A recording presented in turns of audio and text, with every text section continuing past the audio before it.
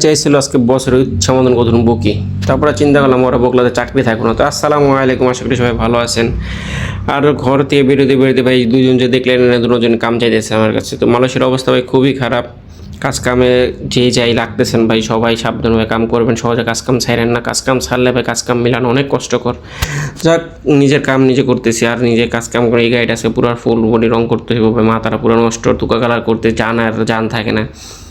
তো যাক, গাড়িটা টেপ টুপ সিয়াপ করে দিয়া গাড়িটা ভিতরে ঢুকাই দিয়া মনে গাড়িটা টেপ টুপ সিয়াপ করে দিছি। আর বাসায় আসছি, বাসায় এসে দেখি ছোটো ভাই ভর্তা বানাইছে। তো ভর্তাতে আলহামদুলিল্লাহ মন ভরে কথা ভাত খেলাম। ভাত খেয়ে মনে করেন আবার কাজে যাইয়া টেপ লাগানো শুরু করলাম টায়ারে, কারণ টেপ টুপ না লাগাইলে তো হইব না ভাই। তাতে টেপ লাগাই গাড়িটা যেমন আলো থাকতে থাকতে ভাই এই রংটা শেষ করতে হবে। আলো থাকতে রং শেষ না করলে রাত্রেবেলা ভাই প্রচুর সমস্যা হয়ে যায়, চোখে দেখা যায় না, আরেক সমস্যা। আর বস এর মধ্যে আইসে মনে করেন একটা গাড়ি নিয়ে, এটা কয় আমার রং করে আইতে।